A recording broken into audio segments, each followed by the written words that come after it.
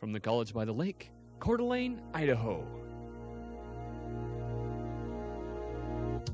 Local, regional, national, and international guests discussing the issues and topics affecting the way you live are on Forum, the North Idaho College Public Forum, with your host and moderator, political scientist Tony Stewart. We are most pleased today to bring you a topic that is receiving great attention around this country and even other parts of the world, and I don't think we could have a more qualified guest to discuss the topic. We're going to talk about men in particular from boyhood all the way through their life and the different stages, and certainly as we do that we're going to address the relationship with women and all the stages that is in a lifetime. Our guest is particularly qualified to talk about how men are influenced by all the relationships starting very early with their mother. As I indicated, he is very distinguished. Our guest is Michael Gearon, who is the author of 7 books. He's often described as a therapist, a storyteller, and an author. Among those books that he has written has been entitled The Prince and the King, Mother, Sons, and Lovers, and Emptying. In the near future, he'll have a book out entitled The Wonder of Boys. But I especially want to bring to your attention his latest book that just came out on the market 2 or 3 weeks before we did this program. It's called Love's Journey, subtitled The Seasons and Stages of Relationship. I want to quote from the cover of this book. It says, "This passionate book serves as a roadmap for intimate partners over the journey of an entire lifetime and as an important tool for moving past power struggle and on into joyous, fulfilling life partnerships." And I would like to show this book to our viewers, and it's one of the things that we're going to be discussing today. Our guest has a very diverse culture background, spending time in Europe and Asia and the Middle East. He is a resident of Spokane, Washington. In addition to his work as a writer, he has taught psychology, religion, mythology, and literature at universities in the United States and abroad. Michael, if I may call you that, we're very happy to have you on the program, and you're kind to come and give us this time to share with our viewers across the Northwest and in Canada. Well, thanks for having me, really. I am very pleased to have our regular panel. First of all, Janelle Burke, who's an attorney in the state of Idaho, and next to her is Steve Shink, who is the Dean of College Relations and Development at North Idaho College, and Janelle shall commence today's questioning. Michael, it's so interesting to talk about one of our favorite subjects, men, and so at this point I'd like to start with just the very beginning. What happens when a man is born and his relationship with his mother? Well, that's a big one. Where should we start? Let's start with biology, because that's something that's, I think, very important.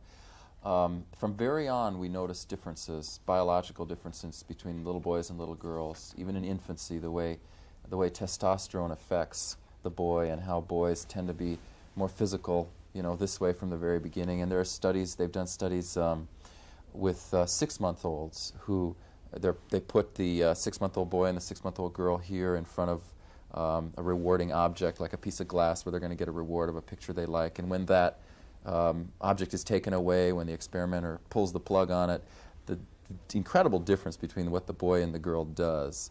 The girl processes pretty quickly, her brain processes pretty quickly that it ain't going to come back. So she cries, she gets help immediately, she asks for help. The boy bangs on the glass, they have a different response. And a lot of that is brain difference. When you put brain difference with testosterone difference, from very early on, people notice. So most of the time, there are exceptions, but most of the time, parents will say, yeah, my boy was really different than my girl. And for a while there, we didn't want to look at that material because it had been used in the past to oppress women. Discoveries had been made, as they're still being made, that the male brain is bigger physically. It's a bigger brain than the female, so then people would say, well, you see, men are superior. So this stuff got taken away. We didn't look at it. But now we're ready to look at it again. So one of the key things, I think, in looking at boys is how very different they are. And starting out from day one, accepting them as persons and accepting them as boys. And I think the same for girls. The book Reviving Ophelia by Mary Pfeiffer, Saving the Selves of Our Adolescent Girls, she's making some arguments about how important it is to get back again to girls and having separate girl communities to build girl self-esteem. So that's a big point. And then in the relationship with mother, in our culture right now, the mother-son relationship is a very troubled relationship, as is the father-son. And for me, one of the key reasons is the lack of extended family and lack of community support. And it's, I can find no culture, and research doesn't show us a culture in which mothers and sons, the same for mothers and daughters, by the way, are supposed to be living as these single-family units, where the mom is raising 3-4 kids, where the dad is required to be gone most of the time working, and or if there's been a divorce, then he's somewhere else, and where often the mom has to work. And we don't have aunties and uncles and grandparents to take care. So another big part of my work is going into communities around North America and helping them develop what I call the 3-family system. The nuclear family is only one part of that, and then that's first family, and then second family is extended family, and then third family is community, and that includes media. That's part of third family. So what I argue in looking at the beginning of boys' lives is everything the boy touches is family to the boy. Again, same can be argued for girl. Everything is family. So it's either in his first, second, or third family, and that's how he processes it. He's processing all of these things as brain builders, right, and as ways of developing, and he doesn't know that the media isn't part of his family. He assumes it is. So we have to work things out so that even the media is held accountable as part of his family. Then, as we move through, we notice that boys change so much. And anyone here or anyone out in the audience who's had a boy, they change so much. And, of course, everything that we're saying has to be sort of circled by the idea that every boy is an individual, yes, that there's a spectrum of experience. But especially around 7, 8, 9, 10, getting toward 9, 10, 11, you don't see boys crying as much. You don't see them, you see them starting to look toward male role models. You see them trying to separate from moms or whoever was primary caregiver. So then that's a huge thing that our culture has forgotten about. Male initiation, what's supposed to happen, how the men are supposed to come in and take the boy and say to the boy, okay, this is what is required of being a man, so we're going to give you about 5 years of wisdom teaching about manhood. It's going to take up between about 10 and 15. That would be the optimal. We don't do it very much. And what happens if we don't do it? Well, we get gangs, and we get the culture that we get. There are a lot of reasons we have the culture we have, but in terms of the dangerous boys and the danger that boys are putting a lot of us in, a lot of that's lack of initiation. So they'll form a gang in order to find a family to get initiated. If we don't provide them with opportunity, too, of course, and education, they're going to go to whatever is the common denominator they can find and form a community around lack of opportunity. And they're going to build opportunity, as in a drug culture, drug sales. But boys need a tribe, and when they hit about 8, 9, 10, most cultures know that. So most cultures bring a male tribe to them and accept them into a male tribe. Even in Europe, I mean, we are incredibly individualistic, and probably the most individualistic of the cultures I've studied. I find no other culture that doesn't assume that boys need some form of tribe. And that's historical and that's biological. They've been that way for 4 million years of hunting. They did that in tribes. And that's the way the brain's formed. So if they don't get it, they will form gangs. They'll rebel against parents trying to individuate and won't realize what's going on, and the parents won't realize. And parents will think that if they rebel enough that maybe they're individuating, which they're not. They're just rebelling, and rebellion can only take them sort of the first step of individuation. And if they don't find an identity, some things that we see as boys who become men but don't know that they're men until they hit midlife, and at about 40 or 45 or 50 go through midlife crisis, and what they all say, I see them in my counseling rooms, you've met them, there are many out there in the audience. We wake up and we say, geez, I don't know what a man is. I don't know if I'm a man. I don't know what my identity is. And the foundation for all of that is supposed to be laid in the beginning of the second decade of life, around 9, 10, 11, 12, 13, 14, 15, in that time. Steve Sheen. You've raised so many fascinating topics, it's hard to know where to move next. But maybe just, at least briefly, so we can contrast things a little bit, we ought to talk for a minute or two about young women who go through the same period. Mm-hmm. Could you tell us a little bit about how the scenario you just described for men is different in young girls? Well, I think there are some differences. First of all, girls can learn how to be women, so they can learn an identity from their mom, whereas boys can't. Boys can get a lot from mom, but once testosterone hits and they hit puberty and the hormones are pushing them to become masculine, they really can't learn how to be a man from their mom. So that's a big difference. So that's why it's so important that the boys get the male community. Male community is important for girls, especially as they're moving through adolescence, because they need the models, right, so that they can learn how to relate to men. But in terms of identity development, it's sort of crucial for boys. So it's one of the reasons that boys will say, I want to live with dad when they're about 12 or 13 if there's a divorce. Some girls will, but you find more boys saying it because there's something in them saying, I got to go get that. One of the most valuable things men can do for girls, though, especially in our culture, is honor girls for their for abilities other than looks, right?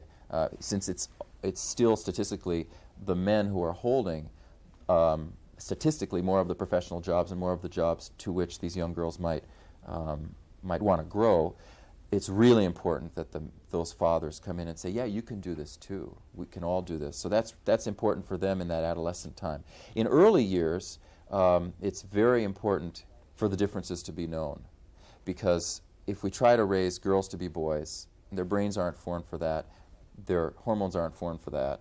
So if we really try to change them, if a father is dissatisfied because he didn't get a son, so he takes a girl and he targets one of his girls and tries to make her into a boy, it's just so damaging.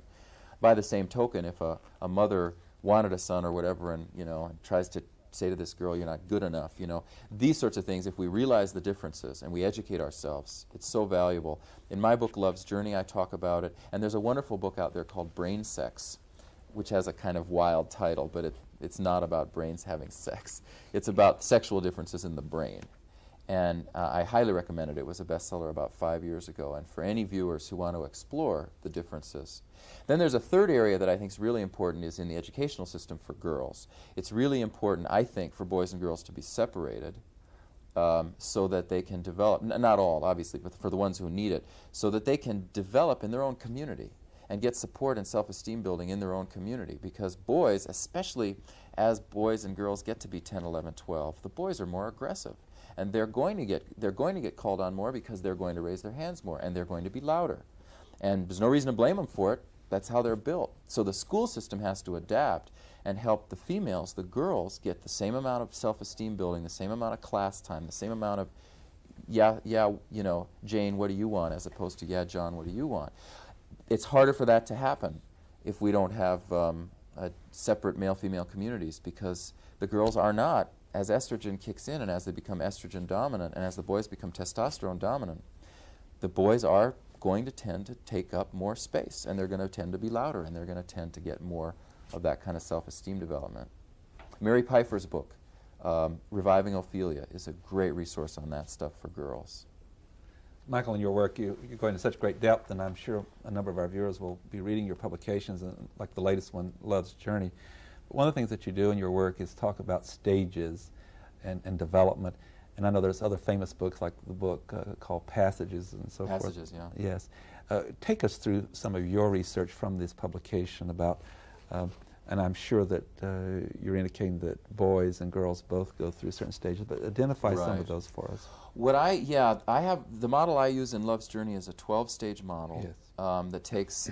That looks, but briefly what it says is that we develop from dependency.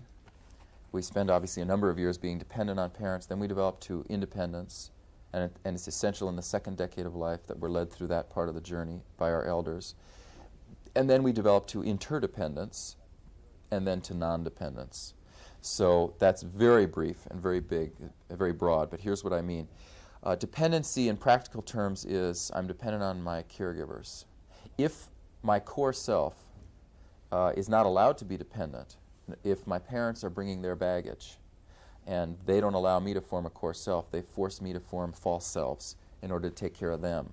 If mom's hurting, if dad's hurting, if their relationship isn't working, and one of the parents targets me as a boy or a girl to take care of their needs, then the dependency has been disrupted. And that's a big area in which we find difficulties. And then people get into therapy at 30 or 20 or 30 or 40, and what they're working out is they weren't allowed to be dependent.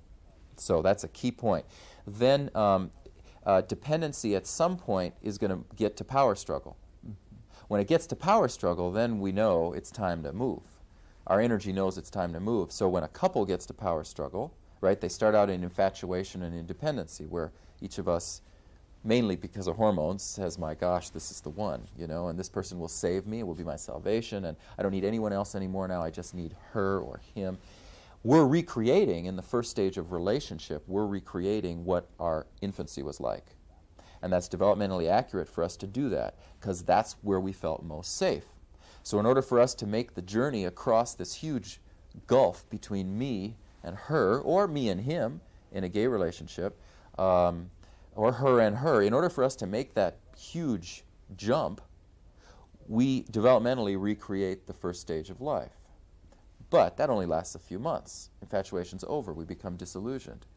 And at that point, power struggle starts settling in. Well, that's the same thing that happens around 7, 8, 9, 10, and at different stages, even at 2, when the little 2-year-old's starting to individuate, and then at 5 again, and then second decade of life. So the stages, we move through them as kids, and then we recreate them in relationships. Now, I think most American couples are stuck in some form of power struggle because when we were kids and we were developing, we got a kind of cultural idea overlaid on us of what a man or a woman should be, but we weren't really able to figure out what that was for us. So as we get older, we know we're really not living out an identity that's ours, right? And it takes us so long to figure out what our real identity is. And now we fight it out with our partner to figure out what our identity is. It used to be, and in most of the world, we have arranged marriages, right? So we don't fight much out with our partner. Men mainly exist in male community and women exist in female community. They come together to have kids, to raise kids, but the whole community raises the kids. We're a very interesting case. We're so individualistic that we've created a situation in which men and women have to figure out who they are by fighting each other. And we do that. And so most of us do get locked into power struggle, and that's only stage 3, and most of us, I think, are locked there. I might want to stop there because I could go on and on. There are 12 stages. Should we just stay with that for a minute? Or should we go on? I don't know. Because then after that we get into independence, right? And then we get into interdependence, which is where we're supposed to spend 50 years of our lives, rather than spending 50 years in power struggle with a mate. But that's a bigger story. I will leap. I'll leap on to later in life, and then we'll leave something for them to read in books also. But late in life, when one becomes physically frail, oftentimes, and you're back to dependency, how does that interact for women and men? Right. The great challenge of the elder years, I think, actually is the challenge of non-dependence. I think that we do become dependent physically on other people and on other caregivers, and that's something that has to happen as we get sick. And as couples help each other to die, right, one is dependent physically on the other. But I think actually the spiritual challenge is non-dependence. I think what we're trying to do when we hit stages 10 and 11, we're saying, you know what, sometime in the next 10, 15 years I'm going to die. Now, if I'm a fully developed human being, it's time for me to start understanding what that is about. In the same way that it's the first 10 or 15 years I was understanding what it's about to be born, to be cared for, to become a member of society. Well, now, obviously I can still be very active. This isn't about people curling up. We're very active and all of that, but I think the spiritual challenge is non-dependence. And I think that's why, for instance, in India, where I spent part of my childhood, you know, in the elder years, a lot of people just let go. They became non-dependent. They're called sannyasi, and they would take a begging bowl and staff, and they would wander around the country until they died.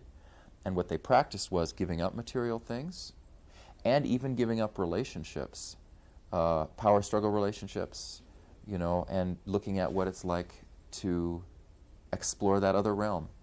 And that's mysterious. And I'm not dead, so I can't really speak to it. I can only say that in world literature, the cycle of non-dependence is essential, and that in our culture, we're very afraid of it, right? Because we're so afraid of death. So we don't explore non-dependence. We're better at exploring power struggle.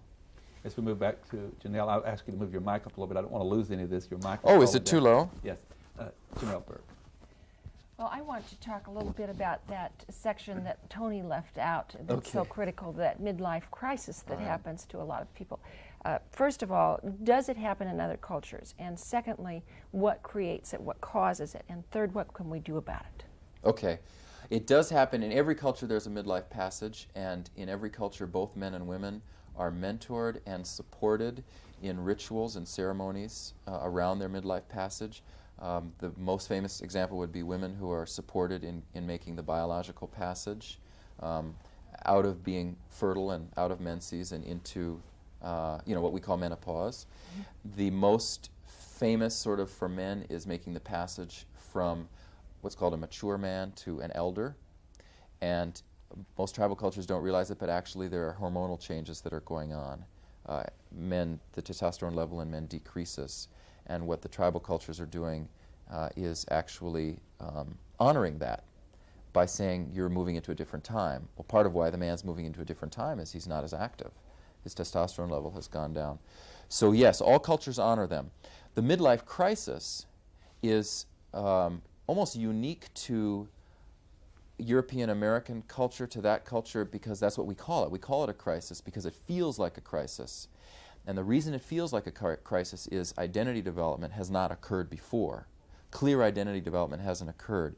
In most cultures, identity development does occur because men and women are given a role. They're initiated into their role, they accept their role, and within the limitations of their role, they develop an identity. We don't give them, our roles are in flux, right? They're highly in flux. Women are taking over men's roles and men are taking women's roles, and we still dialogue about it. We dialogue as if roles are a bad thing, and the problem is we haven't substituted identity development for roles. So what we have, especially since World War II, is a number of people, most of us baby boomers, who did not accept a role or who fought against a role in the 60s and 70s, but didn't develop an identity. So when we hit 40, 45, it's like I said before, we just don't know who we are. So a lot of that midlife crisis is about identity development problems, which hopefully the next generation we can deal with this in adolescence, and we can help them in a 5-year or 6-year teaching period during adolescence. In my book, The Wonder of Boys, I lay that whole thing out. And I think the last thing you asked was, what can we do about it? Yes. Okay. What can we do about it? Aside from doing something totally off the wall, like sometimes happens to people where they during their throw midlife, it all off and they midlife crisis, they go crazy. Yeah, absolutely. That craziness that they go, a lot of that's brain chemistry. We have to realize that hormones are changing, that they're under incredible stress, and a lot of them get incredibly depressed, and some of them get incredibly manic, and they can measure, like Prozac is helping a great deal with those sorts of things. But ultimately, those things can't help. Ultimately, what men and women who hit a form of midlife crisis have to do, I believe, is they have to, number one, realize the stage that they're in and detach from their partner. Spiritually detach. I don't mean they have to leave their partner. They can still be living in the same home, but they have to agree to detach, to go through a year or two of incredible pain and growth, right? And they have to get therapists to help them and mentors to help them, or church people, or whoever's in their community to help them to detach. They're probably raising kids right now, so it's not a good idea to be divorcing. But it is a good idea to be independent of each other and say, all right, you know what, we're going to, for a year or two, we know this is going to happen. It's a stage of life. It's stage 5 in my book. And so let's cut each other a lot of slack. And I'm not going to have high expectations of you, and you're not going to have high expectations of me. We're going to develop other communities now to help mirror who we are. We're going to take pressure off this love relationship.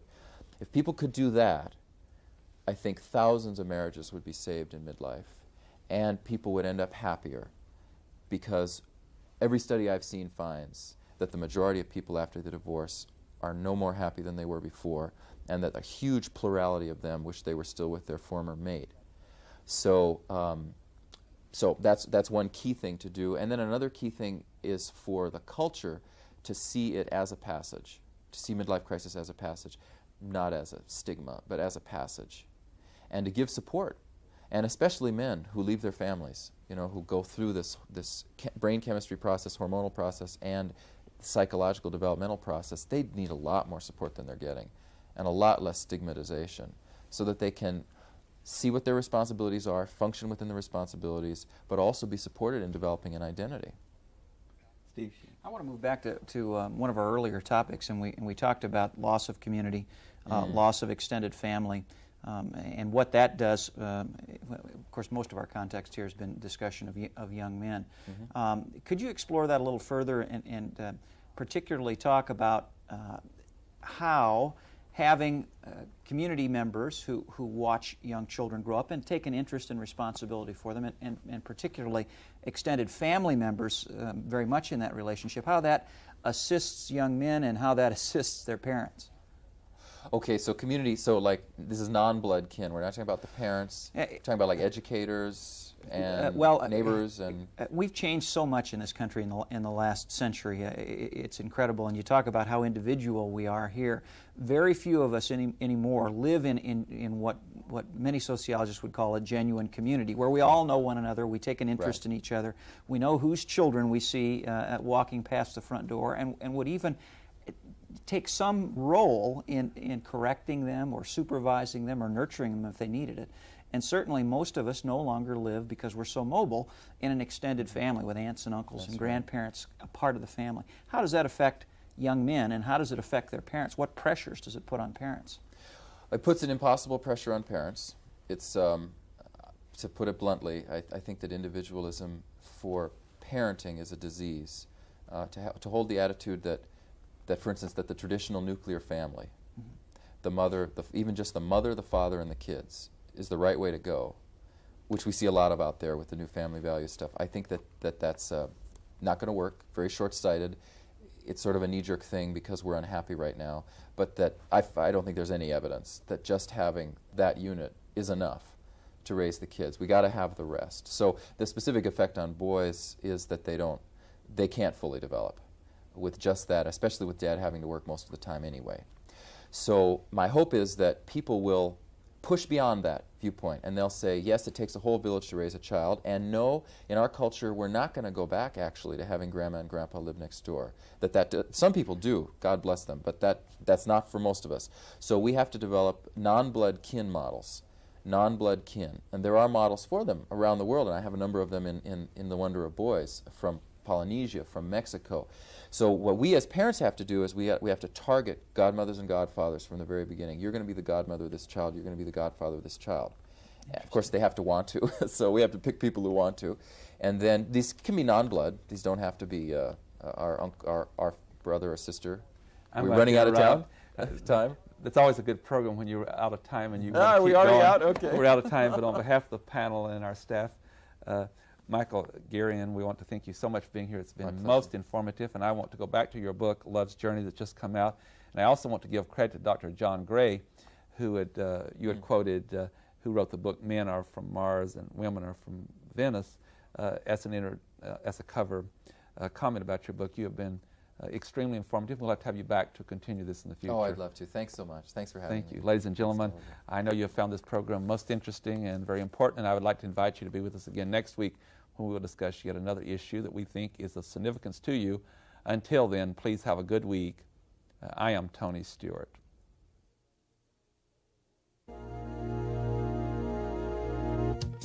The North Idaho College Public Forum was videotaped live from the studios of Instructional Technology on the campus of North Idaho College for viewing at this more appropriate time. We invite you to join us again next week for another all-new edition of the North Idaho College Public Forum on this public television station.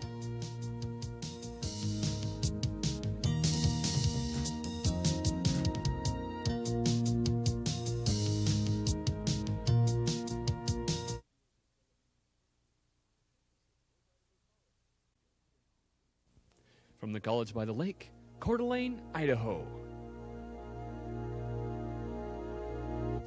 Local, regional, national, and international guests discussing the issues and topics affecting the way you live are on Forum, the North Idaho College Public Forum, with your host and moderator, political scientist Tony Stewart. On today's program, we're going to discuss this topic, boys, men, and relationships. We've invited back a guest that we had previously on the program, and the panel requested that we do bring this very exciting guest back. We were so interested in what was discussed last time, and we certainly didn't finish this very, very in-depth subject. I welcome back to the program Michael Gerian, who is from Spokane, Washington, but he has been a person who's traveled all over the world, and he's often described as a person who understands diverse cultures of Europe, Asia, and the Middle East.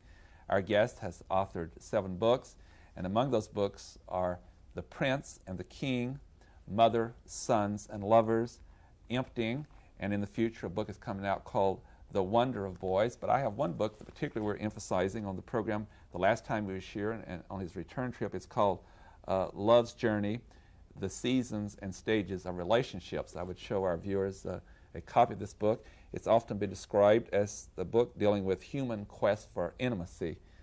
Michael, it's a pleasure to have you back, and it was most interesting dialogue last time, and I know we're going to have a similar type of dialogue today. Thank you. You've been very generous with your time, and we appreciate it very much. Oh, thank you. It's great to be here. And we are also very pleased to have our two regular panelists, Janelle Burke, who's an attorney in the state of Idaho, and next to her is Steve Shink, who is the Dean of College Relations and Development at North Idaho College. And we're going to ask Janelle to pick up with this continued discussion of boys, men, and relationships. On our last program, it was very interesting to be talking about that period of time in a boy's life when they move into adolescence and they feel that need for a group, a tribe, as it might be expressed, or a group to which boys can belong. Mm-hmm. Now, can you explain to us a little bit about that need to have a group or a tribe, and that's important in the relationship?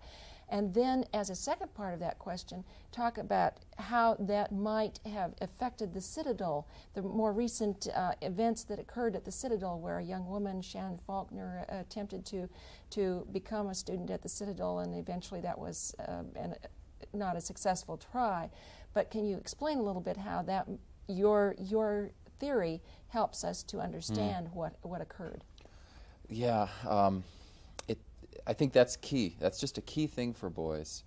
So I'll start with the first part. I really do believe that boys need a tribe. I believe that from personal experience living in other cultures like India, living in Turkey, spending time as a kid on the Southern Ute Reservation where my father worked. I mean, my observation has been, and then, the studies and the clinical research, I think that it actually goes to the brain, that the male brain is formed in such a way over 4 to 7 million years of history to work together in a tribal unit to accomplish a task. And so for that reason, the male brain is it's great at objects moving in space, for instance. I mean, that's a wonderful thing for the male brain. Again, the book Brain Sex is a great one to read for this.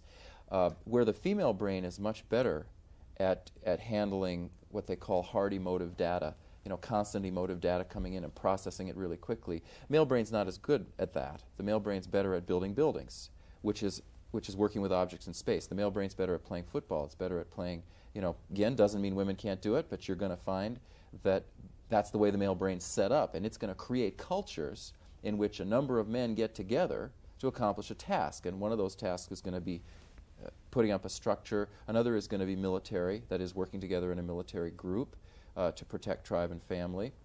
Another is going to be sports. Okay, so these are all things women can do, but the male brain's already set up in that direction.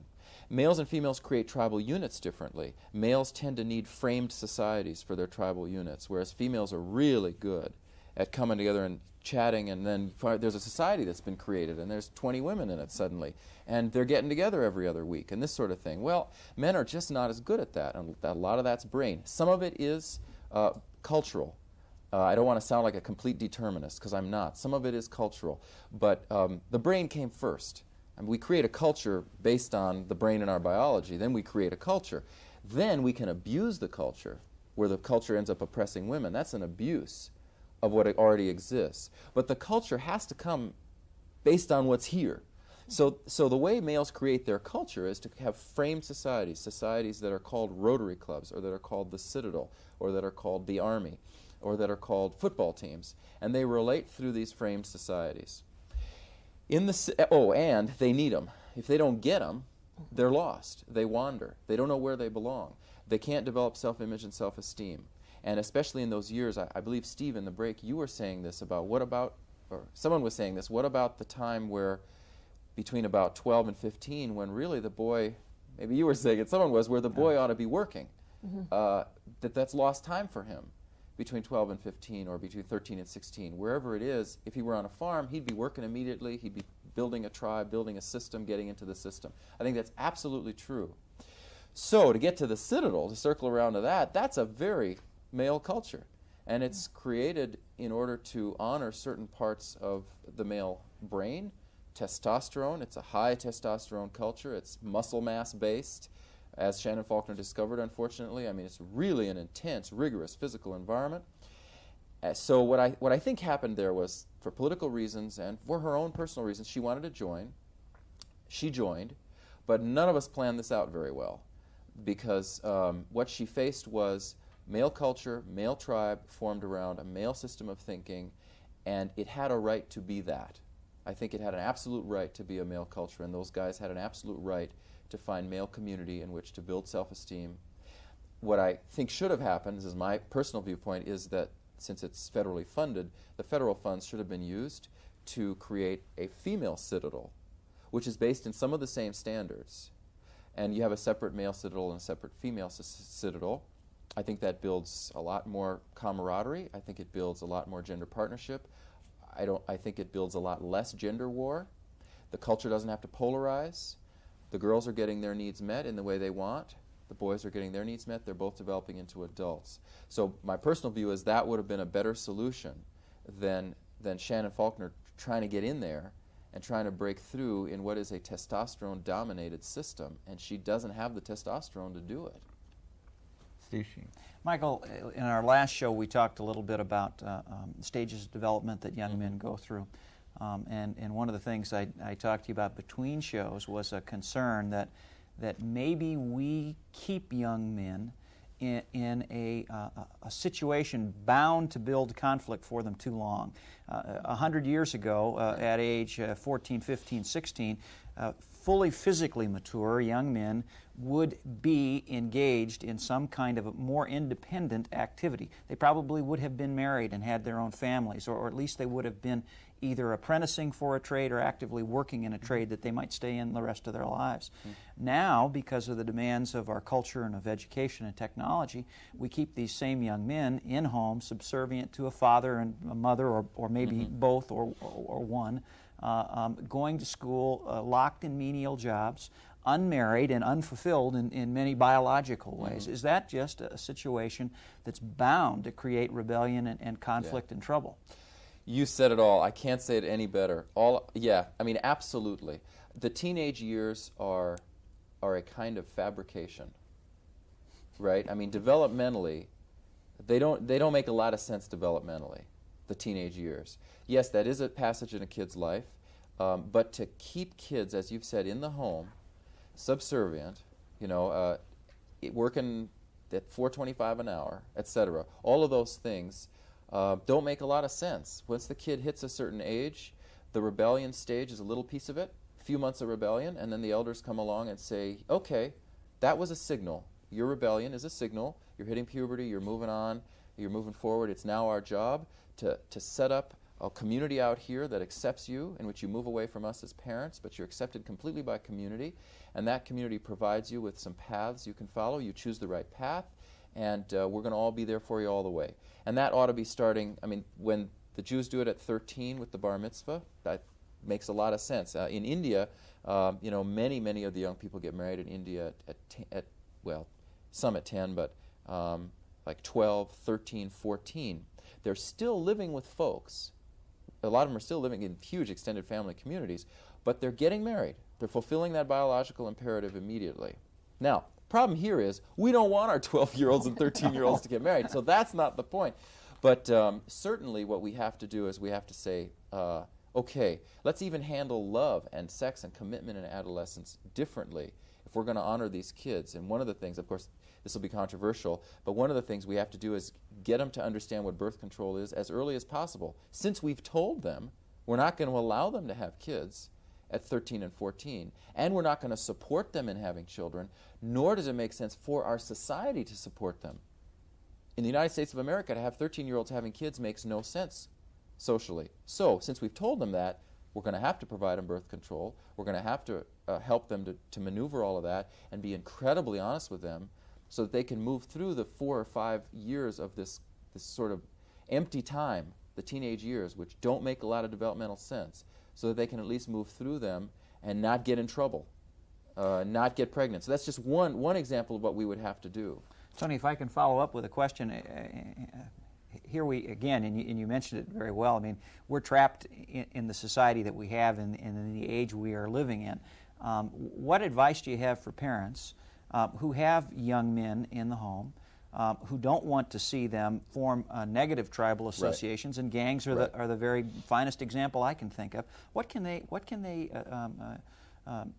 use instead of a gang, knowing that their sons need and want some sort of a tribal association? What's acceptable? Okay, three things. One, more male influence, constant male influence, elder male influence.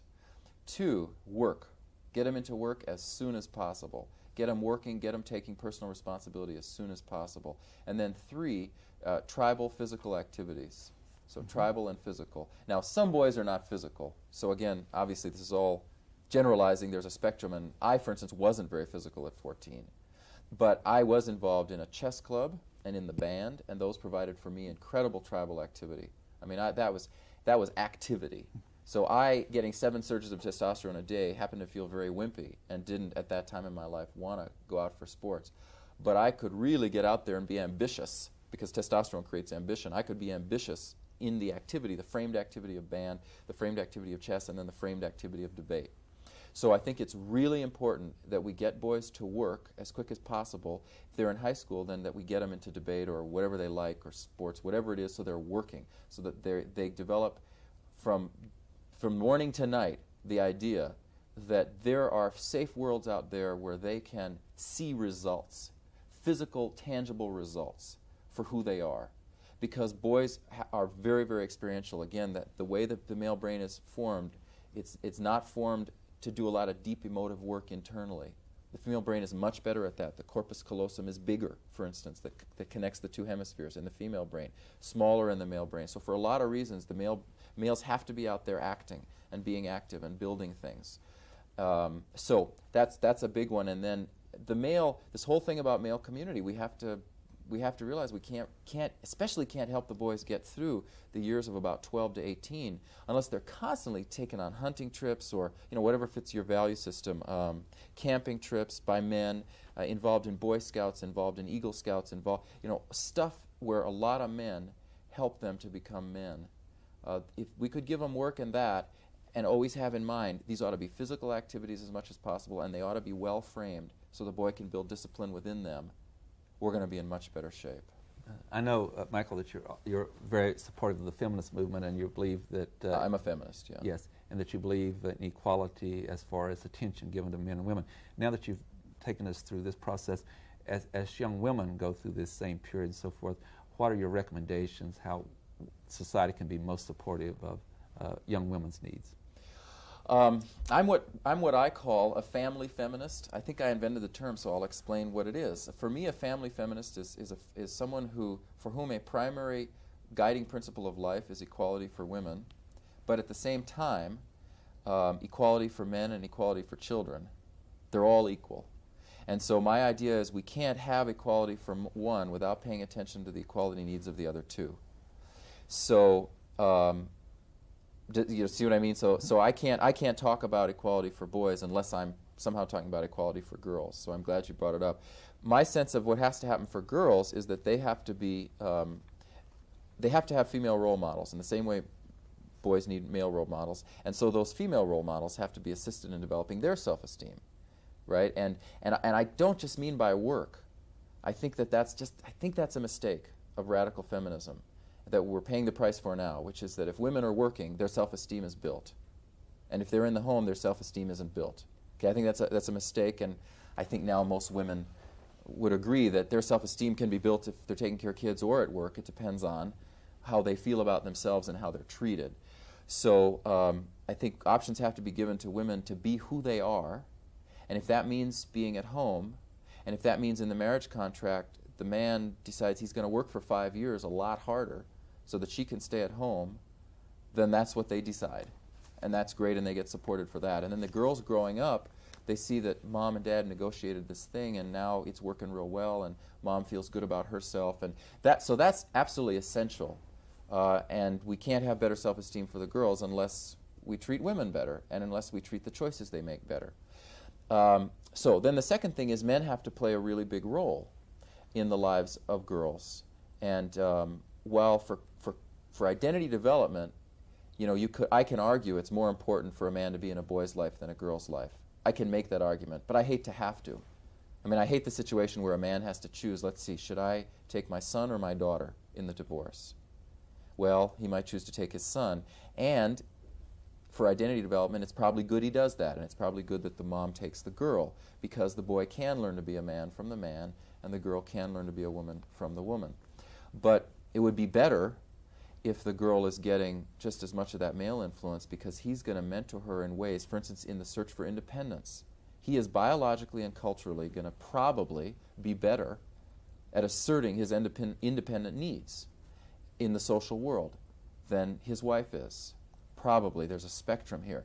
But that's one thing that every psychologist associates with the male brain and with male culture. It's very independence-oriented. That's a great skill for girls to get from men. So that sort of cross-sexual mentoring really needs to occur. And then, as I was starting to say in the last one, the educational system, I think, practically speaking, can do a number of things to help young women. One is create separate schools for them, for those young women who need them and who are feeling really dominated by the testosterone and the loud voices and the constantly raised hands and the aggression of the young men. And in school systems in which that's not possible, make sure that their needs are taken care of, make sure that they're called on, that they're seen, and that they don't dissolve. And two books that help with that are Failing Our Future by the Sadlers and Reviving Ophelia, which I mentioned before, by Mary Pfeiffer. Both of those books are books written by victim feminists. So I just want to tell the audience that they're books written by people who have the philosophy that male culture basically victimizes female culture, and that's the starting point. So from my point of view as a family feminist, that's unfortunate, because it seems to me that doesn't build much peace. But except for that, I think they're just brilliant books at helping us understand what girls need from the educational system. Thank you. Janelle Burke. I want to ask a series of little questions about various kinds of groups. The first group that I want to ask about are Promise Keepers. It's a Christian group that has been very interested in the male's role in his family. Yes, Promise Keepers are very... I've written some articles on it, and someone put it on the internet. I don't know who did it, and I got calls from all over the country about the Promise Keepers. So I feel qualified to talk about it because I've thought a lot about it. And my feelings are this: if you're a Christian man, it's a great place to be, because it builds male community. It helps men understand their responsibilities as parents. It helps men find a safe place to be emotional, which our culture does very badly for men. We don't create safe places for men to be emotional. So I think those are all really wonderful things about it. I think that for the mainstream culture, it's a somewhat dangerous organization, because first of all, because it's anti-gay. And it seems to me if a group excludes one other group, a group that's that big and that's influential and that's such a wonderful part of our culture, that it becomes dangerous to the whole culture. And they take a very literalist view of the Bible. There are a few passages in the Bible which say being gay is wrong. They take that view. So that's one piece of it that I think we really need to think clearly about and watch for. Another piece is that it holds, when it talks about biblical and family values, it talks about nuclear family. And I think the nuclear family is only one of 3 families we need to develop. And if there's an overemphasis on trying to redevelop the traditional family in which mom's at home, or if she's working a little, dad's working most of the time, and then you've got a couple kids, I think ultimately our culture is not going to move forward very well. We're going to go right back to needing the 60s again. We're going to go right back to needing a massive rebellion, because the nuclear family was not, in fact, the right way to make society grow and to meet people's developmental needs at the same time. It was a great experiment, but we had the 60s because of it, because people felt restricted and they didn't feel loved and they didn't feel heard and they didn't feel like dad was ever there and they didn't feel like males were ever around, etc. So I think that's a danger of it. I think it's going to set things back unless we all dialogue with the Promise Keepers and say, all right, what is it you guys stand for, and here's what we stand for, and the mainstream is going in a certain direction. It's going in a progressive direction, and the mainstream seems to want to recreate a tribal system. It seems to want to recreate, in my words, 3 families. So, how can we help you guys toward that, and how can you help us reinvigorate certain key family values which need reinvigorating? So you can see I'm middle of the road on the Promise Keepers. There's one unfortunate thing about it that I'm not middle of the road on, and that's evangelical Christianity. They're evangelists, and they really want to convert you. So I personally think that that's not what this country's about. Very quickly, Personal would you view. explain for our viewers what the three families are that you've referenced? The three families for me are the nuclear family, mom and dad. If dad's gone and mom is raising kids, it's a single family. If mom's gone and dad's raising kids, it's a single family. But it's that blood, the people who birthed the kids or who adopted the kids, right there. Then the second family is extended family, but that is not necessarily blood kin. Daycare workers are for me, second family. And I have a lot of stuff in my book, The Wonder of Boys, on how daycare workers and parents can get together to create an extended family out of daycare, because that's what it is for the kid anyway. So daycare is a piece of that. Godmothers and godfathers are a piece of that. And then aunts and uncles and any blood kin who are involved with the kids are extended family. That's second family. And then third family is community, and it includes media. And I think I was saying in the last show, for a kid, the media is part of his family.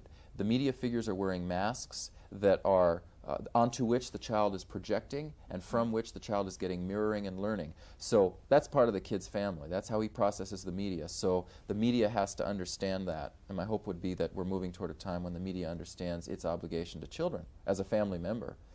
So those are the three families: educational system and media. Sports programs are part of third family. Community sports programs, Boy Scouts, those things are part of third family. My second group is fraternities and sororities. Okay. Again, I'm supportive of separate male-female communities. Some of the initiations of these are very painful. The ones that just develop toughness, for instance, in the young men and don't develop other things. But basically, I'm supportive. I think that each one is separate. The ones where they just drink and, where you have those problems, and then someone sues the university, right, because she fell out of a window and because she was drunk and all that. I don't think that's what they're mainly about. I think they're really organizations to try to help men and women find each other and build healthy self-esteem building and identity building with each other. So I'm supportive of that, but I think they do get abused, and they need maybe a little more mentoring from elders. Steve Sheen. Michael, I'd like to move back to a bit of a discussion based on your latest book, Love's Journey. We talk about a nuclear family, and I believe in the last show you made the comment that most people who divorce claim they're no happier after the divorce than they were before, and in fact would like ideally to be back with their spouse. If, and it seems that I read that we're divorcing at a higher and higher rate than ever before, if that is indeed true, what are your observations on why, and what can people do about it? Gosh, you ask these big questions. They're just wonderful. Let's see.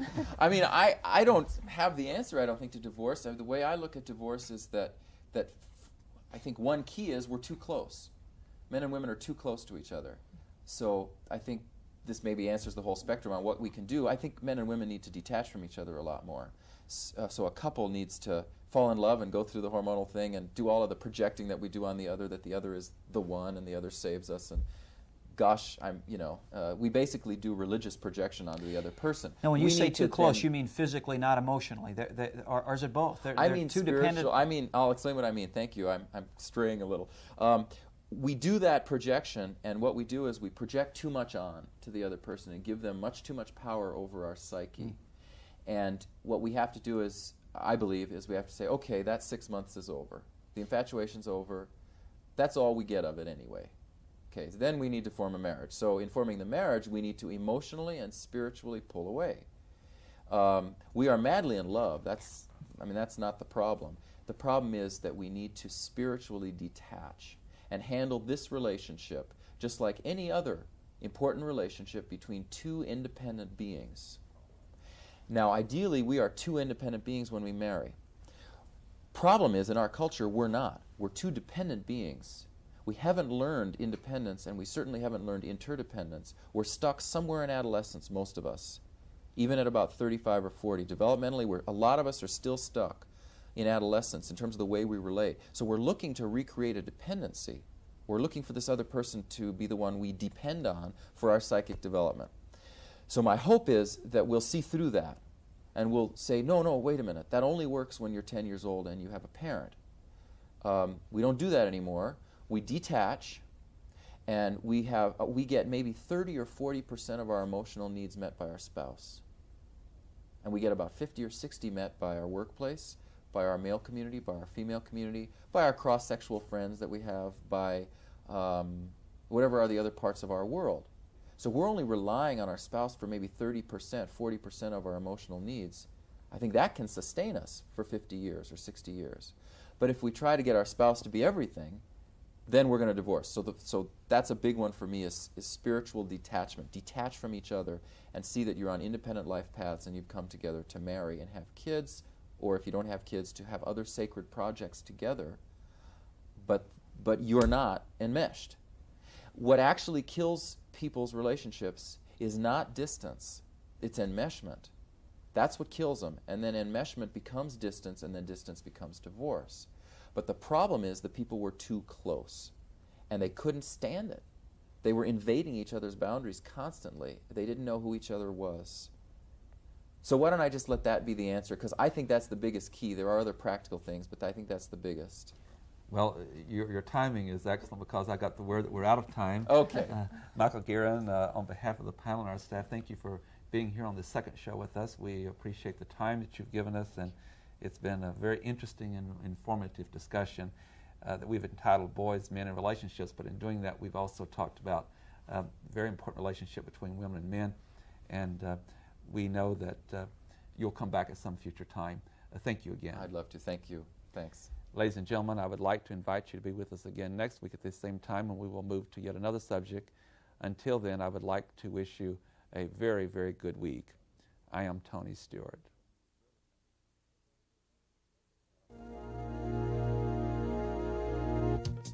The North Idaho College Public Forum was videotaped live from the studios of Instructional Technology on the campus of North Idaho College for viewing at this more appropriate time. We invite you to join us again next week for another all-new edition of the North Idaho College Public Forum on this public television station.